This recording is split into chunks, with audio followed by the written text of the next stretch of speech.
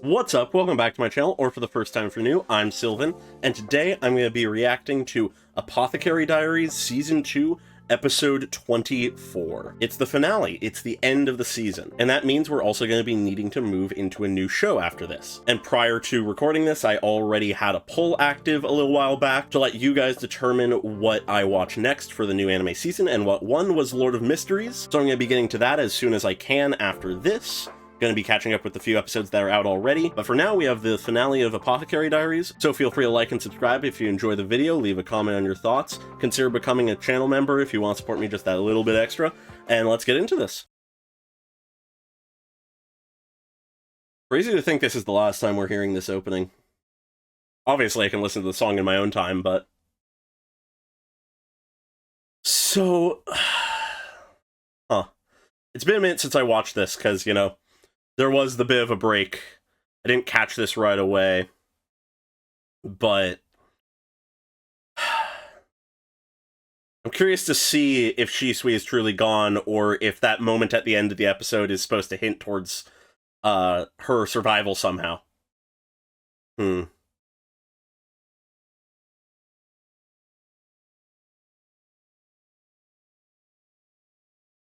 Either way, regardless of Shisui's circumstances, uh, I'm equally curious about what's going to happen to Suire, and what is going to happen, obviously, with Mao Mao and Jinshi, because it's now out in the open who Jinshi is to Mao Mao, and I don't really think he's going to be able to slot back into his old identity necessarily.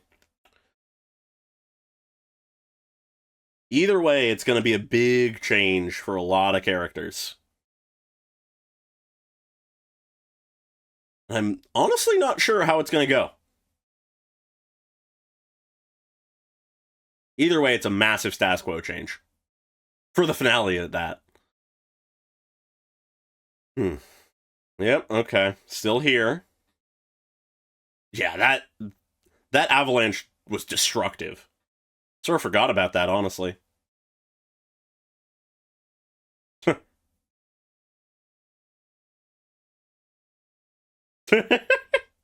Yeah, that's how she would react.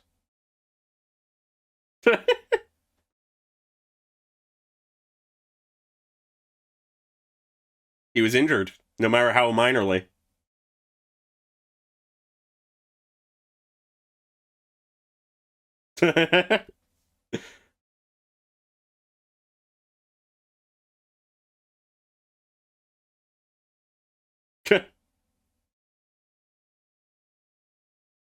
Oh, wow. Deeper than I thought. Actually needed stitches. Fair. Yep.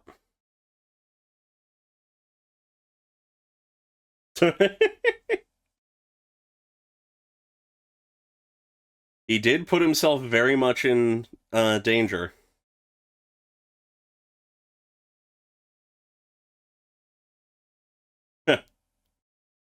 Few people do.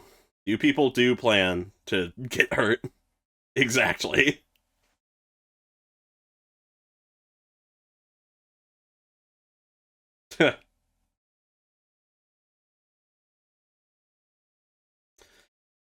Ah, yes, broaching that subject.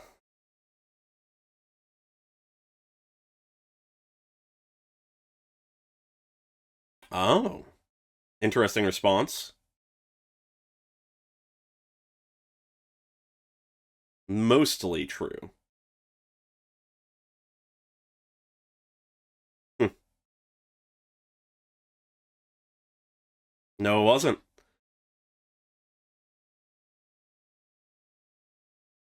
I suppose.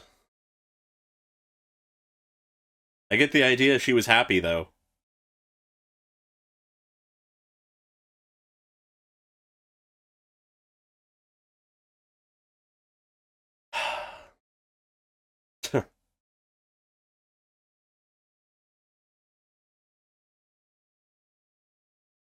As far as we can tell.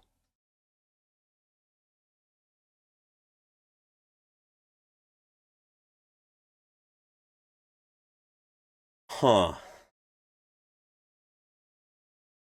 So she hasn't completed that task yet?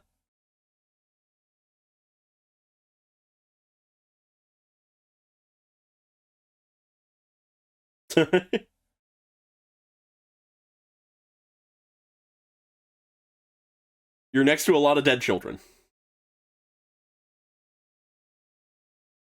Oh? Oh?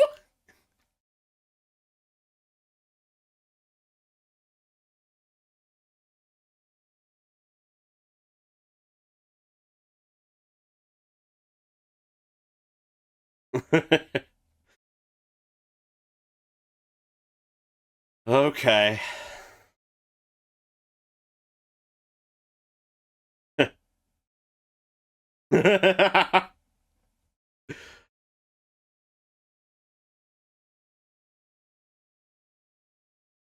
Yeah, yeah.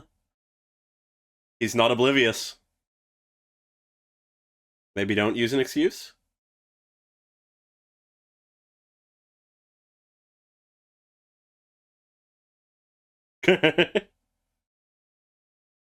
Yeah, yeah. I wonder why.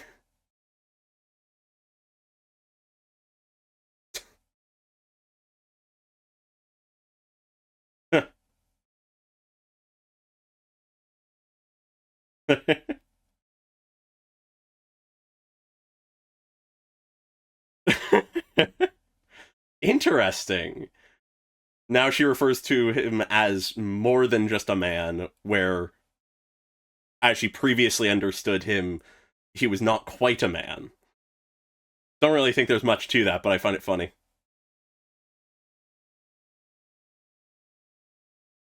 Oh. Mmm.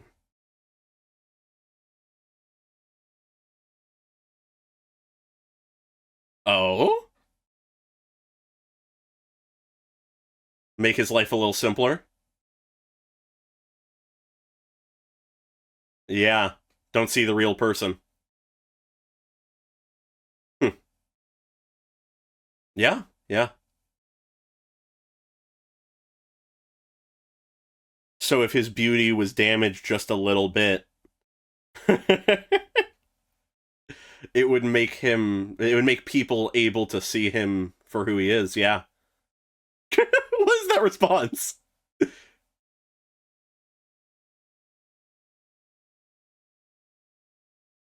Hmm?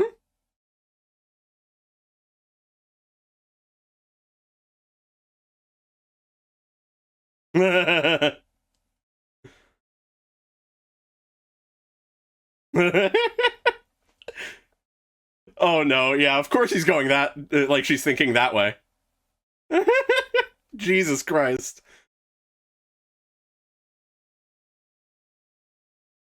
Uh, yeah, what? What is that stare?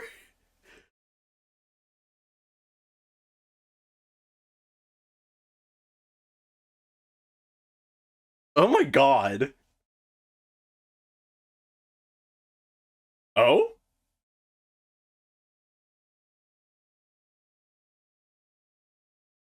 Is one of them still alive?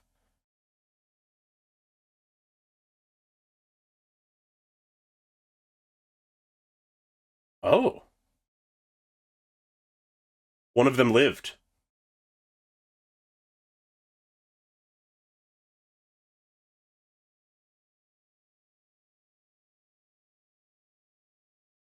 Oh. Oh, bring that full circle.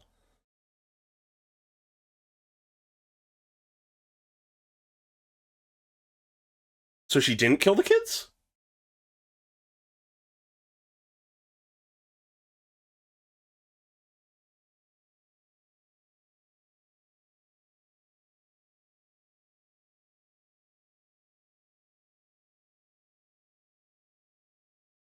Okay. So the kids aren't truly dead. Yeah, let those who've died once go. So she didn't kill the kids. She just she pulled this trick to wow, okay. To make sure they didn't die in the attack. Huh.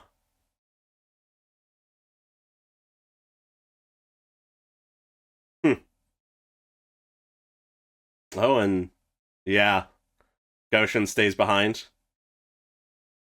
So all of them live. Ooh, brings. Okay. Yeah, she would understand what to do here. She's experienced it herself. Okay. Wow.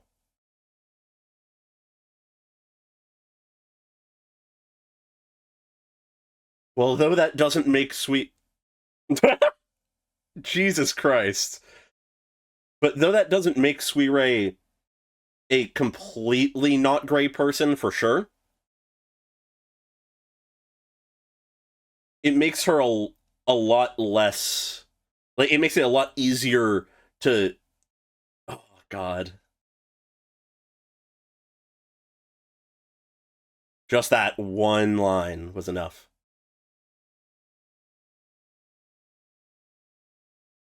Huh.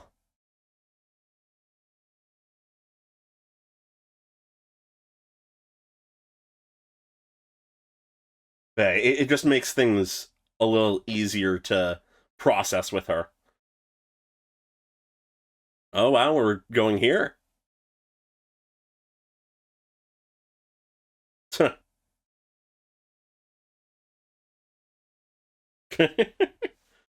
Yeah, we do have the new prince. Yeah, makes sense. So the kid is healthy, that's good.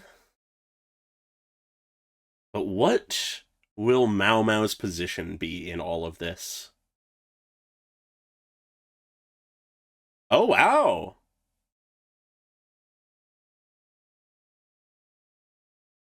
Okay.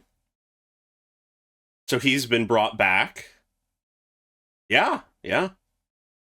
That wrong has been righted to some extent. Oh, wow. Of course.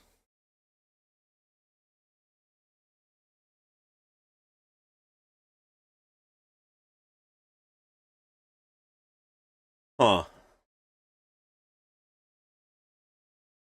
So she returned to the Pleasure District? Oh. So he's mobile. Huh. This one. Huh. Yeah.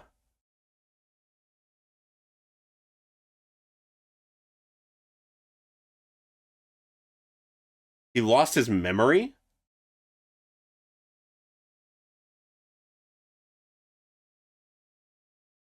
Yeah. Okay. They were allowed to live.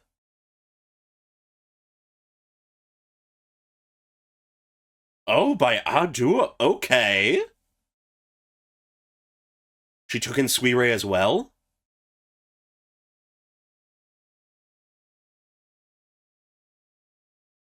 Huh. Yeah. Okay. Huh.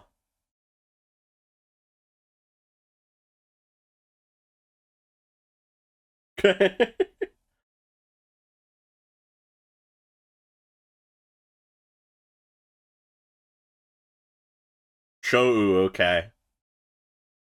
Similar, but not the same, yeah. Okay.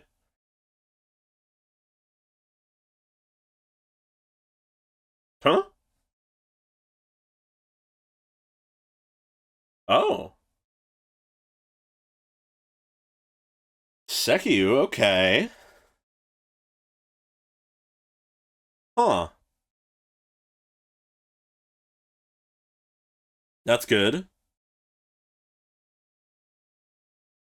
So Mao Mao's a full-on apothecary just on her own. Oh?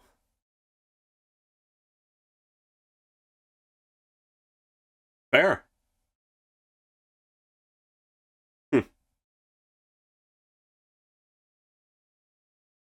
Yeah, okay.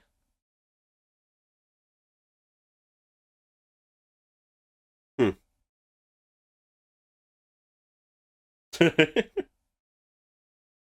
Huh. Things are really different now.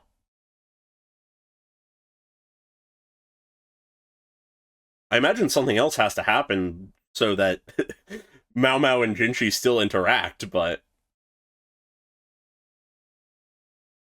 hmm.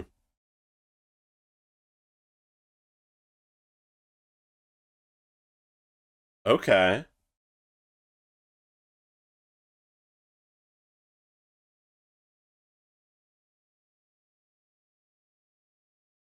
Isn't? She isn't what?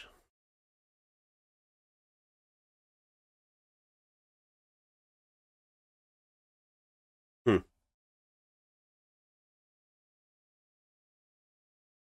Okay.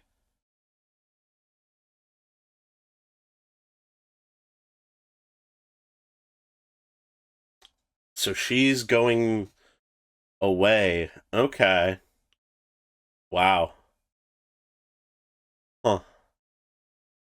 Oh, is that the oh my the hair ties that she gave her?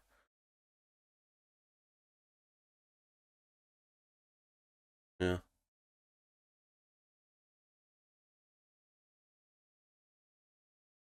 Bring that back. Why it's in the intro, I suppose. Oh wow, she's crying. Mao Mao is crying. Wow.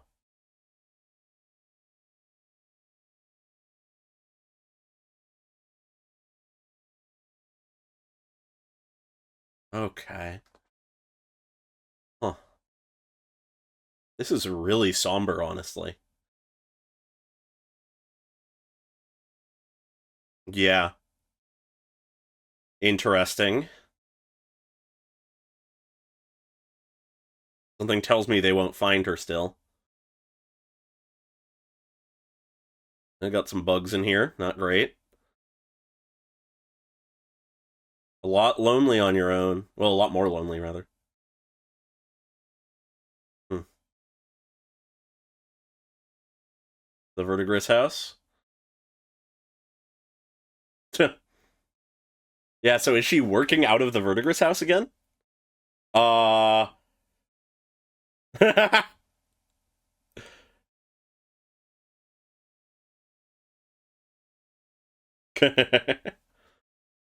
Visiting Mau Mau? Oh my god. Oh. Probably. Is it gonna scar or is it gonna. It might scar. I don't know how long it's been.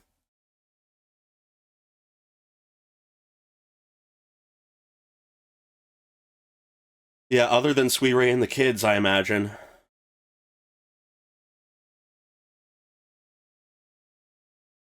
Makes sense.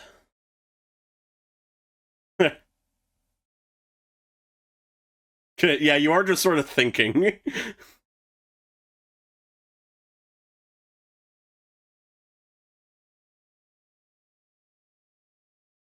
Oh.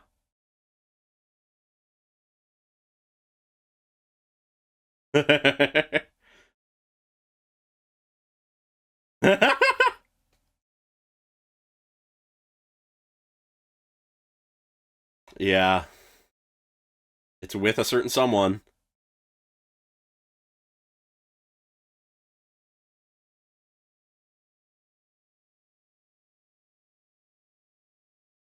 Yeah.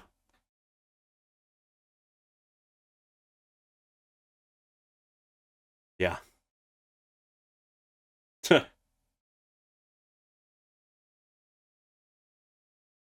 Yeah. Be honest with each other and don't step away. So matter of fact.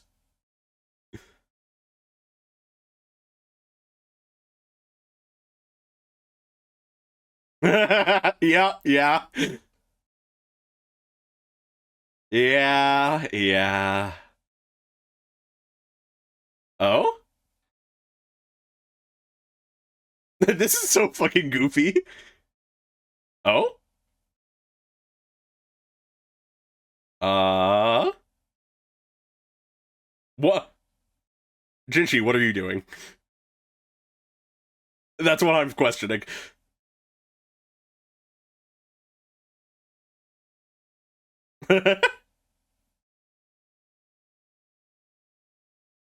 Oh? What? What the fuck, Jinchi?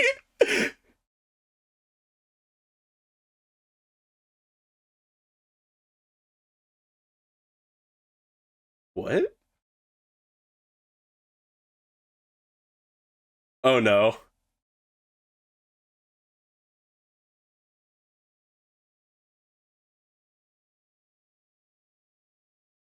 Paying attention to the scar. Oh? Is it gonna actually happen? Of course it isn't! Oh my god! Yo! A lizard! Yeah, yeah.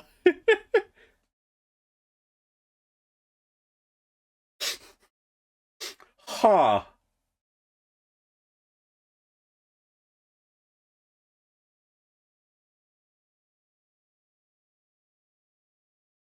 Were they listening in?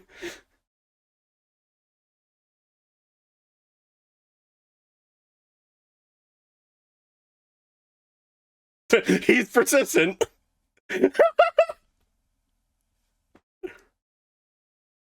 He's trying his best.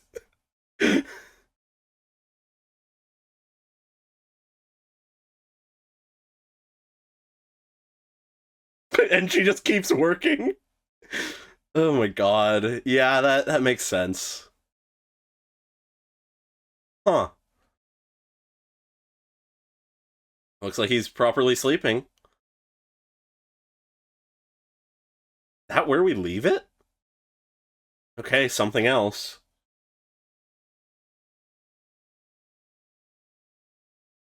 Is this still near the rear palace? Still in the same capital city? Something tells me it's somewhere else. Ah, she's alive.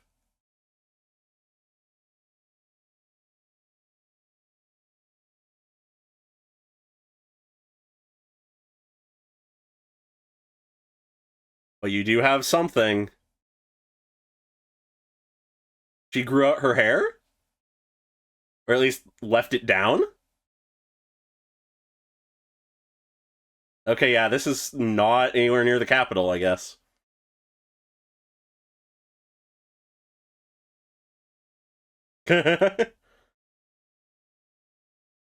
Okay.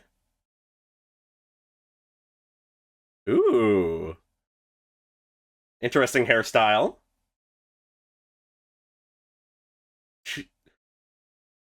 Tamamo.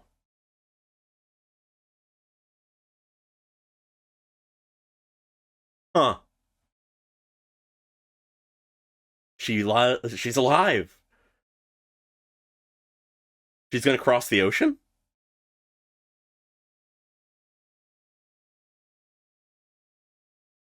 Huh. Wow. I mean, that's the happiest ending for just about everyone. Huh. And that's where we end. Things are in a very interesting place now, and not quite where I expected them to be. One thing that is sort of unclear to me is what Jinchi's current position is. Has he fully given up his Jinchi position and inherited his role as Kazuigetsu, the brother to the Emperor? Or has he returned to working within the Jinchi persona? Because I suppose only those in the military that were on that one campaign against the rebellion from the Shi clan saw him, potentially, so no one in the rear palace would know about his true identity. but it would be a lot trickier to get back to it. I suppose that's something that we'll have to see for, hypothetically, in a third season, what the circumstance is. Or if it's not spoilers and it's just like they cut the exact context of it, feel free to let me know. But the one that interests me the most is Mao Mao's position. Mao Mao is back in the Pleasure District, working as an apothecary on her own. Seems like she's working out of the Verdigris house, so she has her quote-unquote big sisters, and it seems like Jinshi is willing to, when he has the time, visit her. And then she also has Kyo-u, who is now Cho-u. It's interesting. I'm very curious what it will result in going forward for the story, because it is fundamentally a spot in the story we have not sat in for longer than an episode or two. Really only the very beginning of the show and occasional episodes have we returned to the Pleasure District for an actual plotline. And thinking back, all of that happened in season 1. We never really returned in season 2. So for that to be where she is established now is interesting to me, because either that means we will, for at least a portion of a prospective season 3, have Pleasure District plotlines rather than Rear Palace plotlines. Of course, most of our characters will probably still be involved in some way, because Mao Mao is just a known factor to a lot of these important people like Jinshi, so it's possible people could be coming to her with issues that she then leaves the Pleasure District to help with, or it could, for a time, focus more on just the Pleasure District and then later readjust the status quo to let her interact again more properly with Jinshi and the people in the grander scheme of things. But even if she were to return to the Rear Palace, this is fundamentally a very drastic status quo change, because Xiaolin is not in the Rear Palace anymore. She is gone, working at the home of a concubine's younger sister. Shisui, of course, is gone, having changed her name and seemingly considering crossing the ocean, so the chance we ever see her again is essentially zero. And then Gyokyo is the Empress now, or at least is lined up to become the Empress, which, though I don't know for certain, I assume that means that she wouldn't be based out of the Rear Palace anymore, or at the very least would be in a very different circumstance there. But depending on Jinshi's circumstances, it is possible that we will be getting into much more of the actual royal family stuff more directly for future plotlines, which, being the Empress, Gyokyo would still be very much involved in, and her surrounding cast presumably came with her. So she's not fully gone, she's just in a different circumstance, where the little trio we focused on is truly broken up. Though it's possible Xiaolin could come back, there's no real way Shisui could. And of course, the introduction of Chou in the Pleasure District working with Mao Mao is a major change. It's a new character in the normal fold, which does also explain why they spent so much time with him, because though I felt plenty satisfied with his role so far, I do felt that they had spent more time than was necessary if he was just going to die when he did. But now, knowing that he's continuing on as a character, I think that entire development and setup and ingratiating of his character is very important, because presumably Chou is going to be a recurring character, potentially one that follows Mao Mao around a lot. Depending on how closely he follows behind her, he very much could become sort of the Watson to her Sherlock. Of course, he isn't necessarily as talented or intelligent as the conventional sort of like Watson in that dynamic would be, just to make that comparison, but very much could serve that same narrative purpose of the person who only barely understands things and needs things explained to them so that we can get information. That's a possibility. Otherwise, they might just do other stuff with him. He also could enter a more just supporting cast role where he's around, he's doing his own thing, and he occasionally enters the plot when he's relevant. But that's a we'll have to see type thing. Another notable thing is Ah Duo's role in all of this. She has taken in the other children who survived, who cheated death in this case, thanks to Shisui, as well as Suirei, which speaks to me that Suirei and Ah Duo are going to continue being relevant, even if they are more in the background for a while. It speaks to me that Suirei will continue to probably have similar relevancy to what she has had, where she sort of rises up to the front and is a major player in things for a bit before sort of disappearing to the background.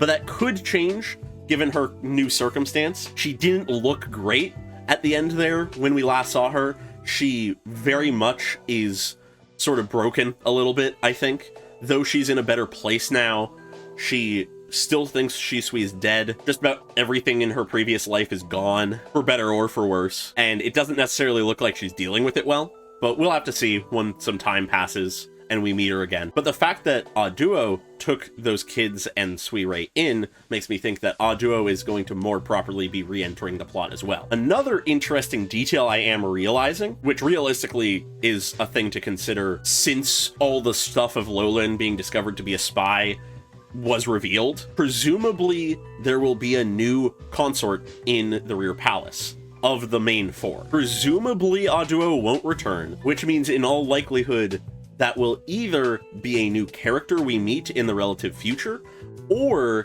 they will sort of leave that to the background and leave the Rear Palace behind, leaving those characters to sort of fall by the wayside. Because realistically, if we think about it, with Jinshi sort of moving beyond the scope of the Rear Palace, re-entering his main royal family duties, potentially more so now, Gyokyo becoming empress, Jellin seemingly leaving the story in general, it means that the only characters that we're really leaving behind in the Rear Palace that we could hypothetically return to, but don't necessarily need to, are Li Hua and Li Shu, which we of course have spent a good amount of time with, so I wouldn't be surprised if they come back in some way, but more so my point is that we don't necessarily need to introduce the new character that fills the other consort role, which actually I'm also realizing with Gyokyo becoming the Empress, the entire circumstance of the Rear Palace is probably going to change a lot in general. So that same structure may not even retain, or two new might come in, but one to fill Gyokyo's place now that Gyokyo has risen up to Empress. Who's to say? It's all just speculation, but those are some possibilities. But then beyond that, I feel like there's really only a couple more things I want to touch on here. Just about everything gets wrapped up, so outside of just general speculation, there's only so much for me to touch on. First off is I appreciate the returning of the resurrection drug as a thing to save the kids. It ties into a few lines that were said in previous episodes. It enables the resurrection drug to be a recurring thing in the plot, outside of it just being referenced as a thing, because we did get more information on it earlier in this season, and now this is the payoff for that. And I just appreciate that. It's taking something that I didn't fully realize was a specific setup for this, and making it into a setup payoff. But other than that, I feel like ultimately the main other thing for me to acknowledge is Mao Mao and Jinshi's relationship going forward. It seems that Mao Mao is not directly working under him anymore, and Jinshi's exact circumstances are still a little vague, as I've acknowledged. But as we see at the end of the episode, he does come to visit her, at least this once. Presumably he will continue to in the future. It's possible that he'll sort of try to find a way to get her under his wing again, but we'll have to see for that. But at the very least, where their relationship stands is sort of impossible to avoid the fact that whether or not Mao Mao recognizes it as a legitimate feeling of like love and true affection, Jinshi is doing a lot to try to express those feelings, to the point that Mao Mao has to recognize he is pursuing her in that sense. Knowing Mao Mao, it's possible she might think that it is just his whims making him want this rather than legitimate affection. But regardless, these feelings are something that have been acknowledged and Jinshi is pursuing. Fundamentally, the power imbalance still exists, because even if Mao Mao is not working under him, she is still just societally on a lower rank than him in multiple ways. So even if those feelings on Jinshi's side are out in the open, Mao Mao is ultimately fairly powerless to do anything about that other than just accept his advances, which is tricky. For them to have a balanced relationship would be very hard. But I imagine that is something that realistically will develop over the course of the series going forward. Because on Mao Mao's side, she is still actively sidestepping and avoiding his advances, because clearly, though she to some extent cares about Jinshi and enjoys his presence, she clearly does not love him in that way at all. Or at the very least, not to an extent that she is willing to go along with his advances. We see twice in this episode her try her best to sort of weasel her way out of these scenarios, and will take the first opportunity to sidestep them entirely. But she is also not actively pushing him away, but I feel like that is more so the societal thing than it is her subconsciously being okay with it. I feel like in these moments, she is almost always thinking on a very conscious level and acting on a very conscious level. So I think that realistically is sort of one of my main questions going forward of, will we continue to just have this sort of awkward one-sided thing of Jinshi keeps trying to make his feelings known and make these advances, and Mao Mao is powerless to do anything to stop him, but keeps just barely managing to get away from it? Or are we very quickly going to see something about their dynamic shift again, so that either Jinshi stops these advances or Mao Mao begins to become receptive to them? Now, of course, in the long term, just from a storytelling standpoint, Mao Mao will presumably end up becoming receptive to Jinshi, developing her own feelings, whatever the exact circumstances are, because I feel it is unlikely that this story ends in any way other than them at least wanting to be together, regardless of if that actually is achieved. But in the short term, it is entirely possible that Jinshi recognizes that there's something wrong about their current dynamic and decides to sort of ease up on things until Mao Mao sort of comes to her own feelings or something happens to make him realize that he is effectively abusing his own power. It's hard to say, but that is a possibility, I feel like. Either there will be this quick shift in Mao Mao, this realization and change of behavior in Jinshi, or we'll continue to be sort of in this awkward, disbalanced point that we've been in pretty much since the first time that Jinshi made an advance like this. And we'll just have to see which one it is, or if it's some fourth wild option I haven't thought of. But regardless, I find this ending very interesting.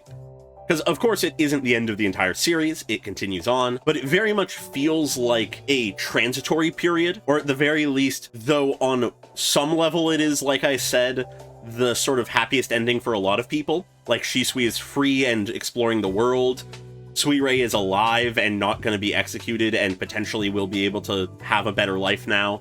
The kids lived, Mao Mao is safe, Jinshi's doing whatever he's up to, not much has changed with him, or maybe a lot has, but you know. And ultimately the only people who died were the quote-unquote bad people. But there also are signs that, at the very least, people like Mao Mao aren't perfectly content in this environment. Or at the very least, she's sad that times have gone by and she, I suppose, didn't really treasure the friendships she had while in the Rear Palace as much as she may now have hoped she did. Because we see her cry while reading Xiaolun's message. I can't think of a time we've seen Mao Mao cry. So it truly must have affected her to realize this, to realize that Xiaolun is off working somewhere else, probably far enough away that they won't see each other much ever again. Maybe they can keep in touch via letters, but beyond that, probably never seeing each other again. Shisui, within her understanding, is either dead or she'll never see her again because she wouldn't risk showing up. Her trio of friends, the people she really sort of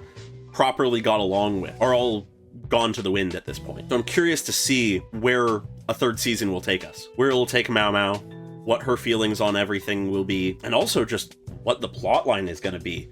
Because realistically, at this point, everything set up in season 1 and 2 has been paid off for grander plots. The Shi clan has been defeated, their rebellion destroyed in the process. With it, the assassination attempts on Jinshi are gone. No more of those will be happening, at least in the same context. We know who made the resurrection drug. There's no immediate threats or schemes going on in the Rear Palace or with Gyokyo. So though we can speculate where we might go, we really have nothing to go off of for actual ongoing plot lines. It's a fresh start. But with that, I think I've sort of covered all my thoughts on this episode. So I think I'll leave it there. Reminder that the next show I'm going to be watching is Lord of Mysteries. Feel free to check that out once I get it up. I'm going to try to get it up as soon as I can, but I've been sort of weirdly busy recently, so we'll see how quickly I can get to it. I want to catch up to it as soon as possible, but we'll see. And otherwise, feel free to like and subscribe if you enjoyed the video, leave a comment on your thoughts. And special thanks to all of my channel members, being Desaize and Pokalove at the normal person tier, and Kondo Nano at the cool person tier. Really, really appreciate all your support as always, and I hope you all have a great day. Bye-bye!